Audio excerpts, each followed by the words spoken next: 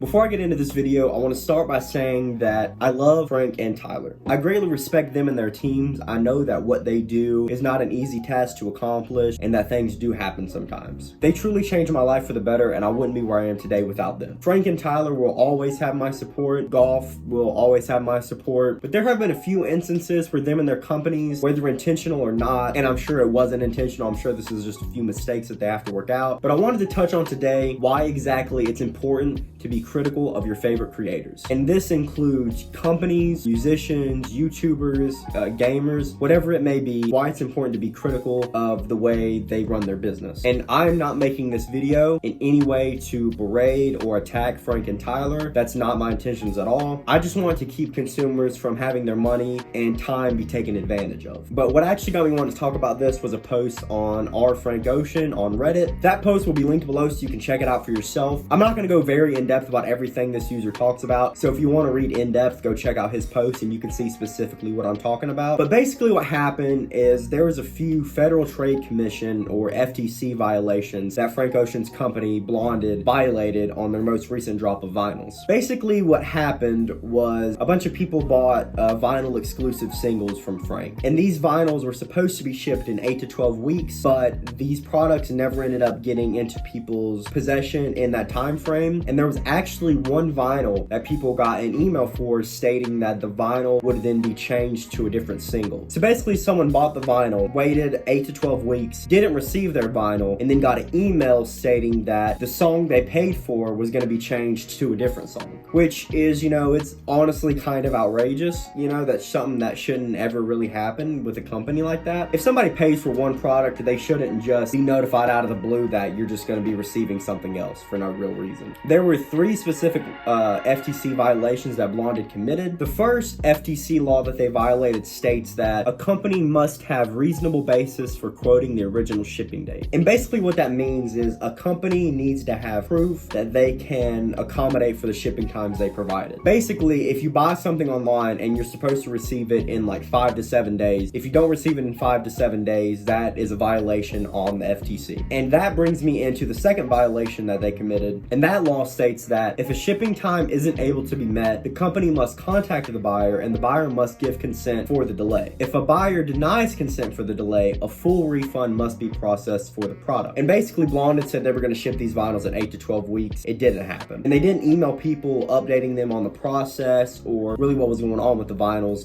basically at all. The third law states that if the company can't ship an order, they must promptly cancel and fully refund the order. Now, what I think happened is I'm pretty sure Frank Ocean and Blonded sold these vinyls before they actually had them pressed. Very similar to the Igor vinyls. And this is kind of outrageous because you end up buying something and waiting like 3 to 5, sometimes half a year to get a product you paid a lot of money for. I believe that the user on Reddit bringing this to light was very important. What this Reddit user did was basically state that as consumers, we have rights. And companies across the board, not just Blonded and not just Golf, have been taking advantage of these rights that we have. Upon the posting on this subreddit, Blonded promptly emailed all the recipients of the vinyls and added a shipping date to each vinyl that was purchased. And basically what happened in this situation was the consumers, they stood up and said that we have rights, we need to update on what's going on, and you're taking advantage of the hard-earned money that we're giving you. While I'm sure that Blonded had no idea they were violating anything from the FTC, it doesn't change the fact that it happened. And this brings me to a few similar situations with Golf. While nothing has been quite this severe, there are still very many instances where consumers, I hate to say something as harsh as getting taken advantage of, but that's basically what it is. I want to touch on 2 things, and the first thing I want to touch on is the absolute outrageous shipping times with Golf. Golf is not a new brand at all. They've been designing and making clothes since like 2012, 2013, and here it is 2020. It's a whole new decade. They should be established by now. Usually companies at this stage have completely worked out all their kinks. When you're a new company, you're going to run into difficulties with shipping and production and all that, but after you've been doing this for almost a decade, you should have that figured out. After you calculate taxes and shipping, sometimes a t-shirt can cost upwards of $50. And if I'm paying that much for a shirt, I want to get it as fast as possible. It's kind of funny. I have been buying Golf for so long. When I buy something from another company and I get it in like a week, I talk about how insanely fast the shipping was. And after a while, you kind of forget that shipping something in a week is very expected and kind of the norm. But when you're used to waiting like 2 or 3 weeks or even a month to get a product and you get something in a week, week. It's like getting something delivered from Amazon. And it doesn't help at all that golf shipping is so expensive. Now, while Golf does this on occasion, most companies have a straight flat rate shipping for their product. And Golf actually ships by weight, so it's usually pretty expensive to get something shipped. And when they recently dropped the Golf bike, they did shipping at like $23, which is actually expected for shipping on a bike because bikes are very heavy and complicated to ship. So $23 shipping on the bike was not anything to complain about. What I wanted to touch on is the fact that they did flat rate shipping on all orders for $23. And they kept it up there for like 2 weeks or something like that. So if you wanted to buy a t-shirt from Golf, you had to pay the $23 flat rate shipping. And then if you pay the $23 flat rate shipping, you could end up waiting like a month to get your shirt, which is completely outrageous. Most companies that have $15 to $20 shipping, it's usually their express shipping option. Like whenever I buy something from Uniqlo, which is a Japanese brand if you don't know, their shipping is usually like $5, $10. When you get into the $15 to $20 range, you're looking at express shipping, which is like 2 to 3 days. But $15 to $20 shipping for Golf is like whenever we get around to it, which is, it's ultimately taking advantage of consumers. Something else I want to touch on, and it's something that happens rarely, but has happened on occasion, is the false advertising on Golf's website. The first instance I remember on this is when they dropped the portable charging Mophie. I don't remember specifics, and I'm not really like very into tech, but I'm pretty sure when people bought this Mophie, it said that it was going to have USB-C capabilities, and it was going to be like a super high wattage. And when people actually got the product, it had no USB-C capabilities, and the wattage was like a fraction of what was advertised. To compare this to something, basically what had happened would be if you buy like a new iPhone on eBay, and it says it's going to be like an iPhone 10, and then when you get it in the mail, you actually receive like an iPhone 8. And then you get it in the mail, and you're like, I spent all this money on this phone, and it's like 2 years old, and this tech is outdated. That's basically what happened with this Mophie Golf sold on the website. I hate to say this, but this was false advertising. While this was likely a mistake, consumers paid money for a product that they technically didn't order. The most recent instance I had with false advertising is actually on a piece that I own, and it is the shattered Golf button-up. Now, if you look at this picture, you can see that it says this is a short sleeve cotton button-up with an all-over print. But if we look at the button-up people actually received, we can see that it is rayon. And here we have the shattered glass button-up, and if you can see on the tag here, the button-up is 100% rayon. But on the website, it says the button-up is cotton. Now, while personally I was happy to receive a rayon button-up rather than a cotton button-up because I think it's better quality, at the end of the day, this was still false advertising. I just feel like things like these happen with golf, and people just kind of shrug it off because it's just what happens. Like if you buy a hat from like Nike and it's supposed to be cotton, and you get it and it's like a nylon, you would be like, this is not at all what I paid for. I got ripped off. But then something similar happens with golf, and people are just like, oh well, like that's what happens. I mean, for a company as big as Golf, things like that should never happen. It's honestly not a good look when your customers are used to receiving falsely advertised products and products that take months to get to you. You know, I love Tyler, and it's personally my favorite streetwear brand, and that's actually why I'm making this video. These creators are where they are because of us. Frank and Tyler are in the position they are because we decided to listen to their music. Golf is in its position because we decided to buy their product. I mean, Tyler and Frank and their respective companies have us to thank for where they are. I know that seems very direct, but it's just kind of how you have to be sometimes. It is very important to be critical of your favorite companies. This whole post on our Frank Ocean and that user getting everything that he complained about changed really inspired me to make this video and hit on these things that I have gripes about with golf. I want to see golf continue to grow. Companies on that same level don't have these same issues. And at some point, you kind of got to ask what the deal is. It's really turning a lot of people off on the brand. I know that golf is moving in a direction where they can fix this, and I appreciate that, but these things do still happen, and at some point, it's got to stop. You know, I just wanted to touch on this to let you know that you do have power, and you can be critical of people without hating on them. Like I said, I'll never hate on Tyler. He's like my favorite artist of all time, and he'll always have my support, but the things that his company are going through right now do have to be fixed, and somebody has to be the one to bring it up. Shoto Boy also made a video about this. You should totally go check it out. It's like 5 things golf needs to change in 2019, and I completely agree with it. Comment below and let me know what you think about this. Please keep in mind that when things happen with companies, don't just shrug it off. Let them know. If you're upset about shipping times with golf, let them know. If you're upset with the quality of items, let them know. But anyways, that'll do it for this video, guys. This was kind of on the whim, but I just really wanted to make a video talking about this because I think it's a really important dialogue to have. Thank you guys so much for checking this video out, and I hope you have a good rest of your day.